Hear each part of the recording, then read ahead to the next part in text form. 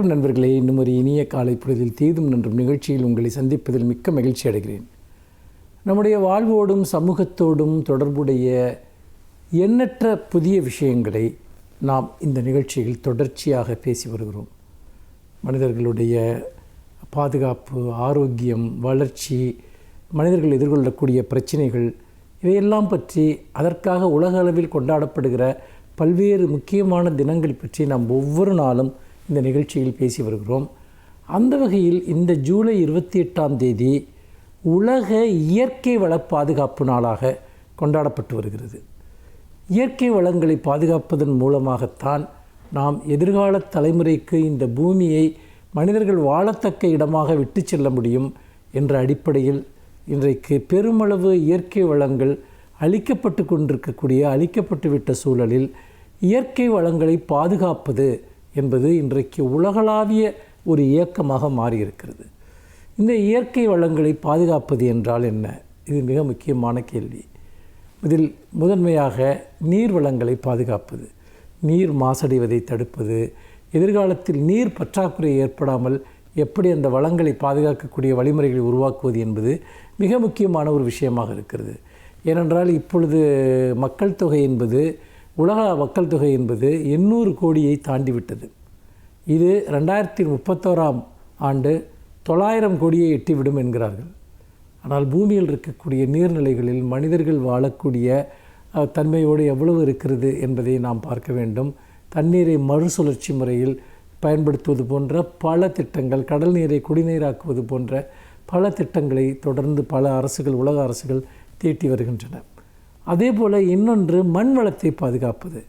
மண்வளம் என்பது பல்வேறு பிளாஸ்டிக் கழிவுகளின் மூலமாகவும், எலக்ட்ரானிக் கழிவுகளின் மூலமாகவும், இன்னும் பல்வேறு ரசாயனங்களின் மூலமாகவும் பெரும் ஒரு பாதிப்பை இந்த பூமி அடைந்திருக்கிறது. இதன் காரணமாக வேளாண்மை உள்ளிட்ட பல விஷயங்கள் பெரும் பாதிப்பை உருவாக்கி இருக்கின்றன. அப்படிப்பட்ட நிலையில் நம்முடைய மண்வளத்தை நாம் எவ்வாறு பாதுகாப்பது என்பது ஒரு மிக முக்கியமான ஒரு பிரச்சனை. இன்றைக்கு அதுவும் இந்த இயற்கை வள பாதுகாப்பில் முக்கிய இடம் வகிக்கிறது. அதே போல் மண்வளத்தை நாம் பாதுகாப்பது போலவே காற்று மாசை தடுப்பது. இந்த காற்று மாசு என்பது நாம் நிறைய வாகனங்கள் மற்றும் பல்வேறு எலக்ட்ரானிக் பொருட்கள் உருவாக்கக்கூடிய கார்பன் டை ஆக்சைடு, அது ஒரு மிகப்பெரிய அளவிற்கான ஒரு பாதிப்பை வளிமண்டலத்தில் ஏற்படுத்துகிறது. இன்னும் புவி வெப்பமயமாதலுக்கு அது மிக முக்கியமான ஒரு காரணமாக அமைந்திருக்கிறது. பல்வேறு விதமான ரசாயன ஆலை கழிவுகளின் மூலமாக இந்த காற்று மாசடைதல் அதிகரித்திருக்கிறது. வாகனங்கள் ஒரு புறம், இன்னொரு புறம் ரசாயன ஆலை கழிவுகள். இதை நாம் எப்படி கட்டுக்குள் கொண்டு வருவது என்பது மிக முக்கியமான ஒரு சவாலாக நம் முன்னால் இருக்கிறது. அதே போல் ஒளி மாசு, இந்த ஒளி மாசிலிருந்தும் கூட எப்படி காற்றை நாம் தூய்மையாக வைத்துக்கொள்வது என்பது. அடுத்ததாக மிக முக்கியமாக நாம் ஆகாயத்திலிருந்து கிடைக்கக்கூடிய வளங்களை எப்படி பயன்படுத்துவது, அதாவது மின் உற்பத்திக்காக சூரிய ஒளி மின்சக்தியை பயன்படுத்துவது, மறுசுழற்சி முறையிலான ஒரு எலக்ட்ரானிக் ஆற்றலை எப்படி நாம் உருவாக்குவது, இது போன்ற பல விஷயங்கள் விவாதிக்கப்படுகின்றன. இது எல்லாமே இன்றைக்கு நமக்கு அடிப்படையில் இயற்கை வளங்களை பாதுகாப்பது தொடர்பான ஒரு பெரும் விழிப்புணர்ச்சியை ஏற்படுத்துவதற்கான ஒரு மிகப்பெரிய முன்னெடுப்பை அரசுகள் செய்கின்றன, அமைப்புகள் செய்கின்றன. மக்களாகிய நாமும் இயற்கை வளங்களை பாதுகாப்பதில், காடுகளை வளர்ப்பதில், புதிய காடுகளை உருவாக்குவதில், மரங்கள் நடுவதில், நீர்நிலைகளை பாதுகாப்பதில், இப்படி பல விதங்களிலும் மக்களுடைய பங்கேற்பு, மரம் நடுதல் போன்றவை எல்லாவற்றிலும் மக்களுடைய பங்கேற்பும் மிக மிக அவசியம். மீண்டும் இன்னும் ஒரு புதிய சிந்தனையோடு உங்களை சந்திக்கிறேன். நன்றி, வணக்கம்.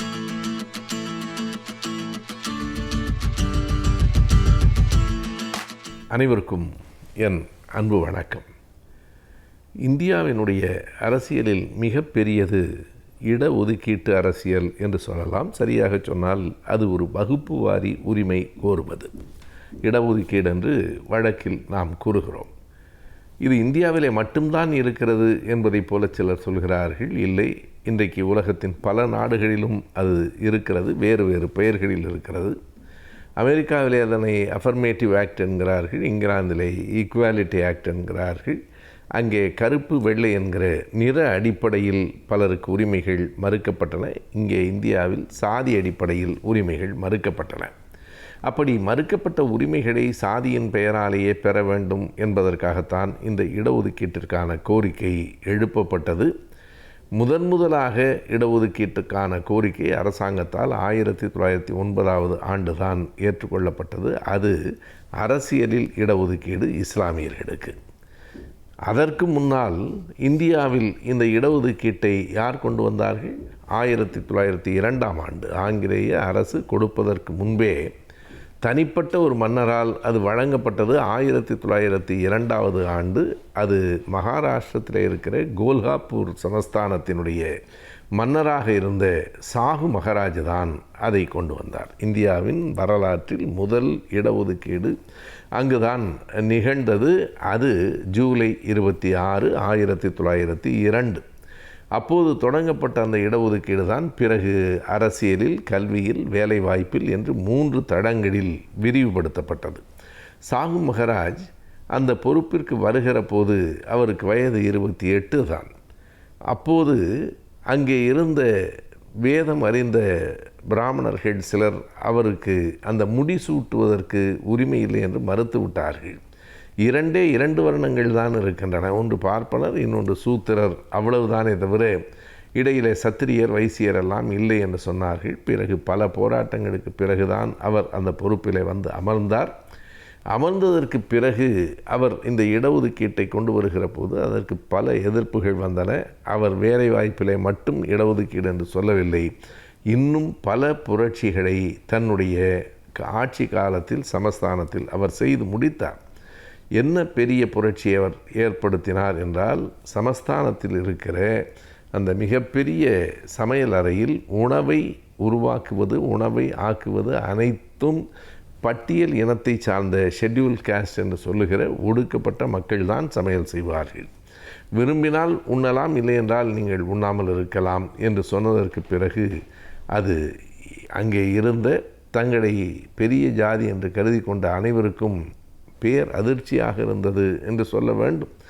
ஏனெனில் அவர்களை பார்க்கவே கூடாது, உண்ணும்போது கூட அவர்கள் இருக்கக்கூடாது என்று கருதுகிற இந்த வருண சாதி ஆதிக்கம் மிகுந்த ஒரு தேசத்தில் யாரை இவர்கள் ஒடுக்கினார்களோ, யார் உணவு உண்ணும்போது அருகில் கூட இருக்கக்கூடாது என்று சொன்னார்களோ அவர்கள்தான் உணவு சமைப்பார்கள். நீ அதை உண்பதும் உண்ணாமல் இருப்பதும் உன் விருப்பம் என்று சொன்னதற்கு பிறகு எத்தனை நாள் பட்டினி கிடக்க முடியும்? எனவே தாங்களாகவே அதற்கு பிறகு அவர்கள் வழிக்கு வந்தார்கள். இவ்வளவு பெரிய மாற்றம். அதனால்தான் இதனை வெறுமனே மாற்றம் என்கிற சொல்லால் குறிக்காமல் இது ஒரு சமூக புரட்சி என்று சொல்ல வேண்டும். ஆகவே அந்த சாகு மகாராஜ் கோல்ஹாப்பூர் சமஸ்தானத்தின் மன்னர் மட்டுமில்லை, அவர் ஒரு சமூக புரட்சியாளர் என்றுதான் இந்திய வரலாற்றில் இன்றைக்கும் நாம் குறிக்கிறோம். மகாத்மா ஜோதிராவ் பூலே அவர்களோடும் அண்ணல் அம்பேத்கர் அவர்களோடும் அவருக்கு தொடர்பு இருந்தது. அதனால்தான் இந்த சிந்தனைகள் அவருக்கு வந்து சேர்ந்தன. 47 வயது மட்டும்தான் அவர் வாழ்ந்தார். ஆனால் அவருடைய காலத்தில் இப்படிப்பட்ட புரட்சிகரமான நடவடிக்கைகளை எல்லாம் மேற்கொண்ட அவர் ஏறத்தாழ தன்னுடைய 45வது வயதிலிருந்தே உடல்நலம் குன்றினார். பிறகு அவருடைய மகன், மூத்த மகன் 3ஆம் ராஜாராம் அந்த பொறுப்பிற்கு வந்தார். எனவே இந்திய வரலாற்றில் மறக்க முடியாத ஒரு பெயர் சாகு மகாராஜ், மறக்க முடியாத ஒரு ஆண்டு 1902 ஆகஸ்ட் 26.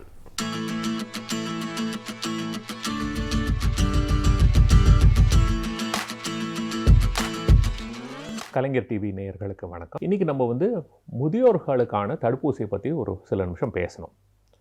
இப்போது தடுப்பூசினாலே நம்ம எல்லோரும் என்ன நினைக்கிறோம்? குழந்தைகளை பற்றி தான் நினைக்கிறோம். அப்படி நினைக்கிறது ரொம்ப தப்பு. தடுப்பூசிங்கிறது எதுக்கு போடுறது? பாதுகாப்புக்காக, அதாவது ஒரு வியாதி வராமல் இருக்கிறதுக்காக.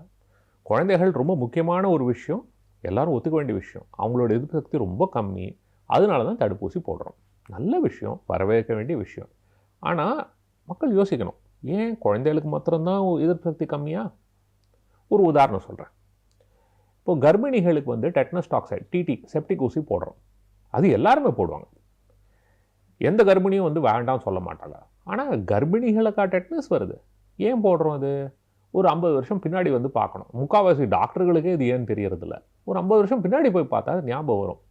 அந்த காலத்தில் என்ன ஆகும்னா, கர்ப்பிணிகளுக்கெல்லாம் டெலிவரி ஹாஸ்பிட்டல்லாம் நடக்காது, அங்கங்கே வயல்லே நடக்கும். அப்போ என்ன ஆகும், இந்த தொப்புள் கொடியாக இருக்கிறதுக்கு அவங்ககிட்ட ஸ்டெரைலாக வந்து ஸ்பெஷலாக பிளேடெல்லாம் வச்சுருக்க மாட்டாங்க. அந்த அருவா கத்தி எதாவது இருக்கோ அதை வச்சு வெட்டுவாங்க. என்ன ஆகும், டெட்டனஸ் வரும். முக்கியமாக குழந்தை தப்பிக்கிறது ரொம்ப கஷ்டம். சில சமயம் அம்மாவுக்கு ஆபத்தாக முடிகிறதுக்கு வாய்ப்பு இருக்குது. இது வராமல் இருக்கிறதுக்காக தான் இந்த டிடி இன்ஜெக்ஷன், செப்டிக் இன்ஜெக்ஷன் எல்லா கர்ப்பிணிகளுக்கும் போடணுங்கிறது வந்து ஒரு விதிமுறையாக செஞ்சோம். அது போட்டதுலேருந்து பாருங்கள், குழந்தைகளுக்குள்ள அம்மாவுக்கும் இல்லை. இன்ஃபேக்ட் அது எதுக்கு போடுறோங்கிறதே யாருக்கும் தெரியறதில்ல. அந்த அளவு வேலை செய்கிறது. ஆனால் இது எதுக்காக செய்கிறது, வராமல் இருக்கிறதுக்கு. வயசு பொறுத்தது இல்லை, அந்த ரிஸ்க்கை பொறுத்து இருக்குது. யாருக்கு ஆபத்துங்கிறதோ அவங்கள பாதுகாக்கணுங்கிறதுக்காக செய்கிறது. எதுக்காக அவ்வளோ தூரம் சொல்கிறேன்னா, எதிர்ப்பு சக்திங்கிறது வந்து ஒரு சமநிலையில் இருக்கிறது இல்லை. பிறக்கும்போது நம்ம எதிர்ப்பு சக்தி ரொம்ப வீக்காக இருக்குது. ஏன்னா நிறைய கற்றுக்க வேண்டிய விஷயம். வருஷங்கள் ஆக தான் நம்ம எதிர்ப்பு சக்தி ஓரளவுக்கு மெச்சூரிட்டி, அதாவது வளர்ச்சி அடையும். அதுக்கு தான் இந்த தடுப்பூசியெல்லாம் போட்டு அதுக்கு வந்து எஜுகேஷன், அதுக்கு வந்து சொல்லிக் கொடுக்குறோம். அதே மாதிரி வயசாக அது தானாகவே திரும்ப இறங்க ஆரம்பித்தோம். ஸோ முதியோர்களுக்கும் வந்து எதிர்ப்பு சக்தி குறையிறது சகஜம். இந்த மாதிரி இருக்கும்போது அவங்களுக்கும் இந்த மாதிரி வியாதிகள் வரத்துக்கான வாய்ப்பு ரொம்ப ஜாஸ்தி. ஆனால் அவங்களோட பாதுகாப்பை பற்றி யாருமே பேசுகிறது கிடையாது. இது கொஞ்சம் கவலையான விஷயந்தான். ஏன் இதை சொல்கிறேன், இப்போது நிமோனியா ஊசி வந்து குழந்தைகளுக்கு இப்போ போட போகிறாங்கன்னு சொல்லிட்டு இருக்காங்க, வரவேற்க வேண்டிய விஷயம். ஆனால் இப்போ இந்த நிமோனியா காய்ச்சல்னு பார்க்கும்போது குழந்தைகளுக்கு வரத்துக்கு வாய்ப்பு அதிகம். ஆனால் இதனால் உயிர் சேதங்கிறது ரொம்ப ரொம்ப ரொம்ப ரொம்ப அபூர்வம். இதே நிமோனியா வந்து 65 வயசுக்கு மேலே இருக்கிறவங்களை பார்த்தா அவங்களுக்கும் வாய்ப்பு ரொம்ப அதிகம். ஆனால் அவங்களில் உயிர் சேதம் ரொம்ப ஜாஸ்தி. அதாவது குழந்தைகளுக்கு வந்ததுன்னா உயிர் சேதம் 1% கம்மி. இதுவே முதியோருக்கு வந்தால் மினிமம் 10% உயிர் சேதம், மினிமம் 10%. என்ன தான் ஆன்டிபயோட்டிக் கொடுத்து, என்ன தான் ஐசியூவில் வச்சு, என்ன தான் 5 ஸ்டார் ஹாஸ்பிட்டலில் பார்த்தாலும் மினிமம் குறைஞ்சது 10% மக்களுக்கு இது உயிருக்கு ஆபத்தாக முடியும். அப்போ அவங்கள பாதுகாக்கிறது நம்மளோட கடமை இல்லையா? அதை பற்றியும் சில பேர் நிறைய பேர் யோசிக்கணும். இதில் நிறைய விஷயங்கள் இருக்குது. இது அந்த வியாதிங்கிறது மாத்திரம் இல்லை. இப்போது எல்லோரும் இப்போது மருத்துவ ரீதியாக எங்களுக்கு என்ன புரிஞ்சிருக்குன்னா, இந்த ஃப்ளூ வியாதியோ இல்லை நிமோனியா வியாதியோ வந்ததுன்னா ஒரு அவ்வளோ தாக்கம் தேவையில்லை. ஒரு லைட்டாக வந்தால் கூட அதை தாண்டி அதை பின்னாடியே வந்து இருதயத்தில் பிரச்சனை வரதுக்கு வாய்ப்பு இருக்குது. அதாவது ஹார்ட் அட்டாக், மாரடைப்பு வரதுக்கு வாய்ப்பு இருக்குது, லக்வான் வரதுக்கு வாய்ப்பு இருக்குது, ஹார்ட் ஃபெயிலியர், அதாவது இருதய பம்பிங் குறையிறதுக்கான வாய்ப்புகள், இந்த மாதிரி நிறைய பிரச்சனைகள் வரதுக்கு வாய்ப்பு இருக்குது. அதனால் இந்த தடுப்பூசிகள் போட்டால் அதெல்லாம் குறைக்கிறதுக்கு வாய்ப்பு உண்டு அப்படிங்கிற ஒரு நம்பிக்கை. அதனால தான் இப்போ நிறையா சொசைட்டின்னு சொல்லுவாங்க, அதாவது heart failure society, critical care society, அந்த மாதிரி அவங்க வந்து கைட்லைன் கொடுப்பாங்க. அதாவது இந்த மாதிரி செஞ்சால் நல்ல விஷயம் அப்படின்னு. அவங்க எல்லாருமே என்ன சொல்கிறாங்கன்னா, முதியோர்களுக்கு தடுப்பூசி போடுறது ரொம்ப ரொம்ப முக்கியம். இதனால் தேவையில்லாத உயிர் சேதத்தை குறைக்க முடியும், தேவையில்லாத பல பிரச்சனைகளையும் குறைக்கிறதுக்கு வாய்ப்பு இருக்குது. அதாவது லக்வான்லேருந்து மாரடைப்புலேருந்து நிறைய விஷயத்தை குறைக்க முடியும்னு ஒரு நம்பிக்கை. முக்கியமாக எல்லாருக்குமே தெரிஞ்ச விஷயம், ஒரு முதியோருக்கு வந்து ஹாஸ்பிட்டலில் போய் சேர்ந்தால் அவங்க படுற அவஸ்தை எல்லாருக்குமே தெரியுமே. ஏன்னா ஹாஸ்பிட்டல் போய் சேர்ந்தால் ஒரு வியாதிக்காக போய் சேருவாங்க, பல வியாதிகள் வந்து சேரும். கீழே விழுந்து இடுப்பு உடையும், ரத்த கட்டி வரும், மூளையில் ஏதாவது பிரச்சனை வரும், இந்த மாதிரி எத்தனையோ பிரச்சனைகள் வரதுக்கு வாய்ப்பு இருக்குது. ஸோ கூடுமான வரைக்கும் நம்ம ஆஸ்பத்திரி போகாமல் நம்ம பாதுகாக்கிறதுக்கு தான் ரொம்ப ரொம்ப முக்கியம். அதில் தடுப்பூசியும் ஒரு முக்கியமான ஒரு பாகமாகும். ஸோ என்ன சொல்ல வரேன்னா, 65 வயசு ஆயிடுத்துனாலே நம்ம நிறையா தடுப்பூசியை பற்றி யோசிக்க வேண்டியது இருக்குது. இதில் முக்கியமாக வந்து இந்த இன்ஃப்ளூயன்ஸா தடுப்பூசி தான் ரொம்ப எல்லா நாட்டிலையுமே முக்கியம்னு சொல்கிற விஷயம். ரெண்டாவது வந்து இந்த நிமோனியா ஊசி. இந்த நிமோனியா ஊசி வாழ்க்கையில் ஒரு தடவை தான், அது ரொம்ப ஈஸி. ஆனால் இந்த ஃப்ளூ ஊசி வந்து வருஷத்துக்கு ஒரு தடவை. ஏன்னா இந்த ஃப்ளூங்கிறது வந்து வருஷம் மாறுறதுனால அதுக்கு தகுந்த மாதிரி ஊசியும் மாறும். வருஷம் போடுறது ரொம்ப நல்லது.